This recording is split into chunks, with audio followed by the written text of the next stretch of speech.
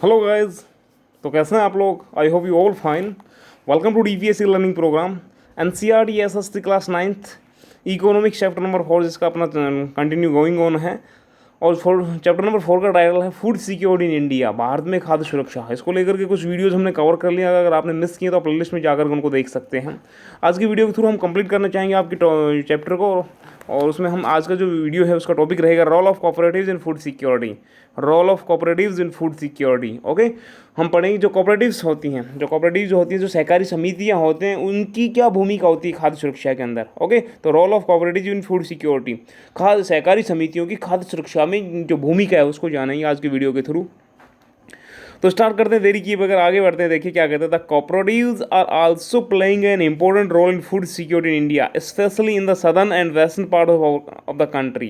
कहता है कि भारत में विशेषकर हम बात करें जो जो सदर्न और जो वेस्टर्न जो पार्ट हैं भारत के, उनकी जो सहकारी समितियाँ भी जो खाद्य सुरक्षा में कहीं ना कहीं महत्वपूर्ण भूमिका निभा रही हैं।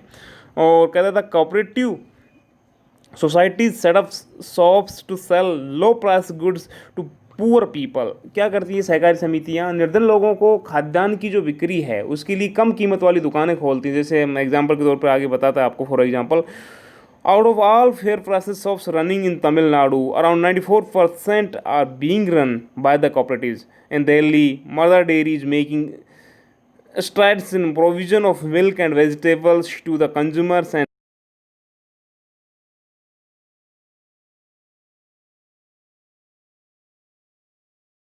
Gujarat. It has brought about the white revolution in the country.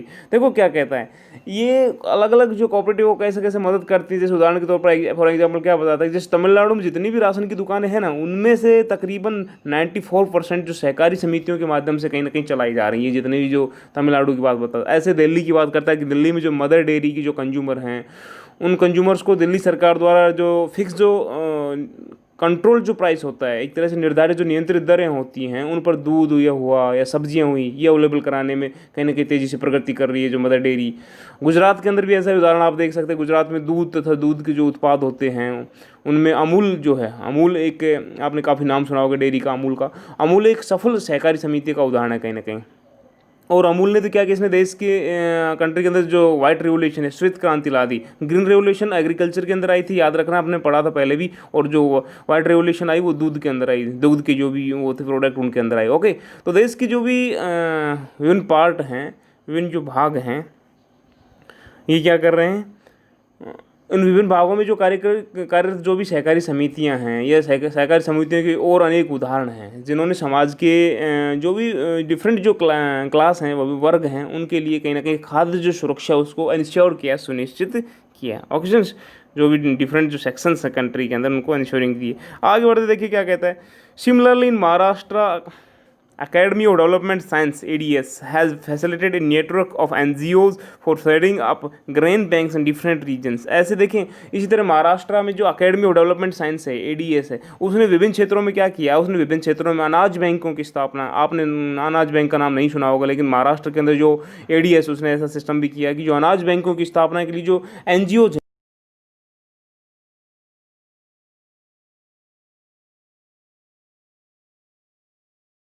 भी आप लोगों तक अनाज पहुंचाएं, ये उन अनाज बैंक खोल करके। जैसे आपने अपने आसपास के एरियाज में, जैसे अलवर में आपने सुना होगा कपड़ा बैंक है, जो सर्दियों के अंदर जो गरीब लोग होते हैं, जो कपड़ा खरीदने से, गर्म वूलन जो क्लॉथ है वो खरीदने से अपने आप को दूर पाते हैं कहीं ना कहीं, तो उनके लिए भी कुछ जो लोग होते हैं, NGO जो होते हैं, नॉन गवर्नमेंट जो ऑर्गेनाइजेशन होते हैं, वो मदद करते हैं उनकी। तो ऐसे अनाज बैंक भी एक NGO के साथ मिलकर ये भी लोगों तक अनाज पहुँचाने के काम करता है महाराष्ट्र के अंदर। ओके सुन, आगे बढ़ते देखिए आगे क्या कहता है। आगे कहता है ADS organized training and capacity building programs on food security for NGOs. Grain banks are now slowly taking shape in different parts of Maharashtra. ADS efforts to set up grain banks to facilitate reflection through other NGOs and to influence the government policy on food security are thus playing rich dividends. The ADS Grain Bank program is acknowledged as successful and innovative food security intervention. देखो क्या कहता है आपको, आगे आपको बताता है कि भाई ADS ने क्या किया, जो भी जो NGOs थे, गैर सरकारी जो संगठन थे, उनके लिए खाद्य सुरक्षा की जो विषय में जो ट्रेनिंग है, और जो क्षमता निर्माण कार्यक्रम जो है वो संचालित करवाती जो एडीएस है। और इसके अलावा जो गणराज्य बैंक हैं, अनाज बैंक, अब धीरे धीरे महाराष्ट्र की जो विभिन्न जो पार्ट हैं उनमें खुलते जा रहे हैं। अनाज बैंकों की स्थापना की बात कर लें चाहे तो, या गैर सरकारी संगठनों के माध्यम से इन्हें फैलाने और खाद्य सुरक्षा पर प्रयोग सरकार की जो नीति है उनको प्रभावित करने में एडीएस की कोशिश रंग ला रही है। और आगे कहता है कि एडीएस अनाज बैंक कार्यक्रम को एक सफल और एक नए प्रकार के जो फूड सिक्योरिटी जो प्रोग्राम्स हैं उनके रूप में कहीं ना कहीं इंश्योर कर रही है, उनको स्वीकृति मिल रही है धीरे धीरे से। तो इस तरीके से ये वो बात जो फूड सिक्योरिटीज़ की, सॉरी, कोऑपरेटिव जो सहकारी जो समितियां हैं उनकी जो रोल प्ले की बात हुई। इस तरह से चैप्टर आपका रोल कंप्लीट होता है। अब इसको हम समरी को देखेंगे, सारांश को देखेंगे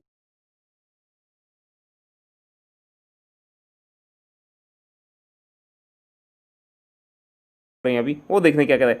food security of a nation is ensured if all of citizens have enough nutrients food available, all persons have the capacity to buy food of acceptable quality and there is no barrier on access to food। देखो summary में क्या आता है, पूरा chapter का सार है, और सार क्या कहता है कि food security of a nation is ensured if all of its citizens have enough nutrients food available।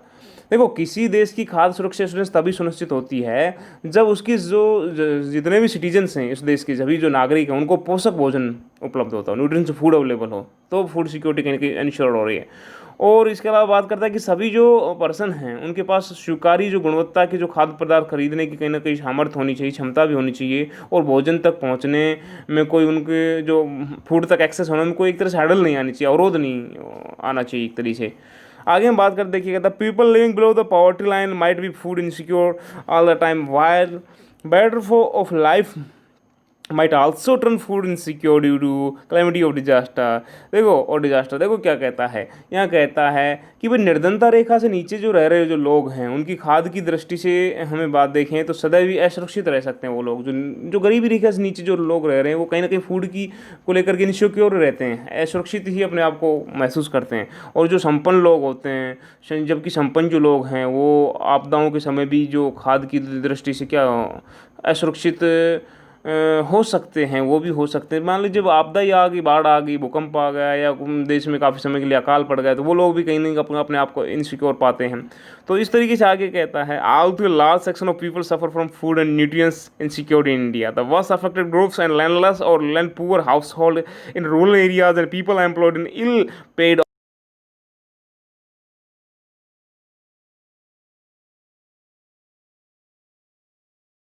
एक बड़ा जो वर्ग है वो फूड और जो उनके न्यूट्रिएंट्स जो एलिमेंट्स हैं, जो पोषक तत्व की असुरक्षा से ग्रस्त है, कहीं ना कहीं बड़ा जो एक वर्ग है, काफ़ी बड़ी मात्रा में लोगों को जो पोषण जो भोजन है वो मिलता नहीं है, उससे मनहूस रह जाते हैं लोग, उससे दूर रह जाते हैं। तो ये चीज़ें उनसे कहीं ना कहीं असुरक्षा से ग्रस्त हैं वो लोग। तो सबसे अधिक प्रभावित जो समूह ग्रामीण क्षेत्रों में जो हैं, जिनको बहुत कम जो न्यूट्रिएंट्स फूड मिलता है, उनकी बात करता है कि सबसे जो अधिक हैं प्रभावित हैं इन बातों से, वो कौन से हैं? रूरल जो एरियाज़ हैं, भूमिहीन जो लोग हैं, गरीब जो परिवार हैं, ये बहुत कम वेतन वाले कार्यों में जो लोग लगे हुए हैं, या इसके अलावा हम अर्बन एरियाज़ में देखें कि जो लोग सीजनल जो एम्प्लॉय हैं उनमें लगे हुए, वो लेबर हैं जिनको कभी काम मिलता है कभी नहीं मिलता है, तो वो सब के सब कहीं ना कहीं न्यूट्रिएंट्स जो फूड है उनसे वंचित रह जाते हैं। तो इस तरह से फूड इनसिक्योर अपने आप को पाते हैं, ठगा हुआ महसूस करते हैं। तो यही बात आपको समझाते हुए आगे वो कहता है कि देखिए क्या कहता है, the food insecure people are disproportionately large in some regions of the country, such as economically backward states with high incidence of property, tribal and remote areas, regions more prone to natural disaster etcetera. देखो students, यहाँ पर आपको क्या बताता है कि अब देखिए मान लीजिए देश के कुछ क्षेत्र हैं और देश के कुछ क्षेत्रों में खाद्य की दृष्टि से असुरक्षित लोगों की बड़ी संख्या हम तुलनात्मक रूप में हम देखें बहुत अधिक है। जैसे आर्थिक रूप से पिछड़े राज्य हैं, उन राज्यों में क्या होगा, वहाँ बहुत अधिक गरीबी मिलेगी आपको, गरीबी ज़्यादा होगी। जनजातियों वाले जो ट्राइबल्स वाले जो रिमोट एरियाज़ हैं, दूरस्थ जो क्षेत्र हैं, ऐसे क्षेत्रों में आपको प्राकृतिक आपदाएं आती रहती हैं। तो समाज के जो सभी वर्गों के लिए खाद्य की जो अवेलेबिलिटी है उसको इंश्योर करने के लिए जो इंडियन गवर्नमेंट ने सावधानीपूर्ण कुछ जो खाद्य सुरक्षा प्रणाली तैयार की है, जिसके दो कंपोनेंट्स बताए गए हैं। टू कंपोनेंट्स वो कौन कौन से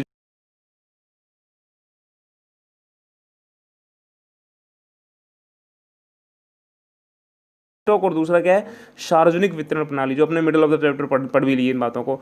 तो ये इंडियन गवर्नमेंट के द्वारा क्या किए गए हैं, ये कुछ डिजाइन किए गए ये जो सिस्टम है ताकि इन कंपोनेंट्स के थ्रू लोगों तक पहुंच हो सके फूड किसी के भोजन की। In addition to PDS various poverty alleviation program were also started with compared to component of food security। देखो आगे कहता है कि सार्वजनिक वितरण प्रणाली के अतिरिक्त कई जो निर्धनता उन्मूलन कार्यक्रम हैं, जो पोवर्टी रिमूवल जो प्रोग्राम्स हैं, वो भी शुरू किए गवर्नमेंट के थ्रू, जिनमें खाद्य सुरक्षा का घटक भी शामिल था। और इसके अलावा बात करें तो some of this programmes are integrated child development services ICDS। इनमें से कुछ जो प्रोग्राम हैं, इनमें से कुछ कार्यक्रम ऐसे हैं, एकीकृत बाल विकास सेवाएं, ओके, जिनको ICDS बोला गया, फूड फॉर वर्क FFW, मतलब काम के बदले अनाज, ओके।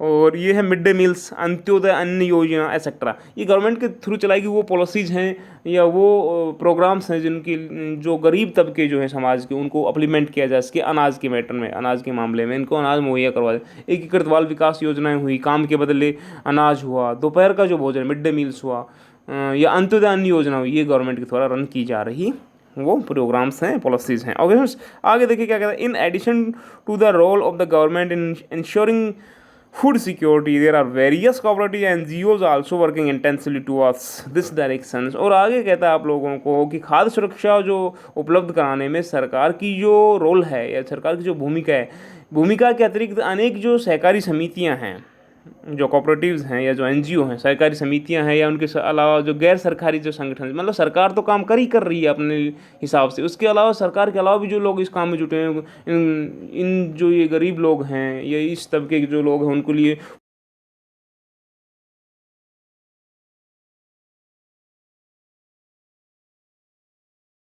काम कर रहे हैं। Okay students, I hope you understand clearly this chapter. फिर भी आपकी कोई क्यूरी हो, कोई डाउट हो तो पूछिएगा ज़रूर जाकर के कमेंट बॉक्स सेक्शन के अंदर। चैप्टर ख़त्म होता है, आपकी ये बुक ख़त्म होती है इकोनॉमिक्स की 9th क्लास की। अब आपका जो इससे रिलेटेड होमवर्क है उसका मैं PDF आपको सेंड कर दूंगा ग्रुप के अंदर, तो आप होमवर्क भी करिएगा। चैप्टर ऑल कंप्लीट होगा, 2 बुकें आपकी ऑल कंप्लीट हो चुकी हैं। आपने मिस की हैं तो आप चैनल पे जाकर के उनको सर्च कर सकते हैं, प्लेलिस्ट के अंदर आपको ऑल मिल जाएंगी। आई होप यू अंडरस्टैंड क्लियरली। फिर भी कोई डाउट हो तो पूछिएगा ज़रूर। Keep learning, stay connected. फिर मिलेंगे कल आपसे एक नए टॉपिक, एक नई बुक के साथ में। तब तक के लिए अपनी सेहत का ख्याल रखिएगा। Good bye.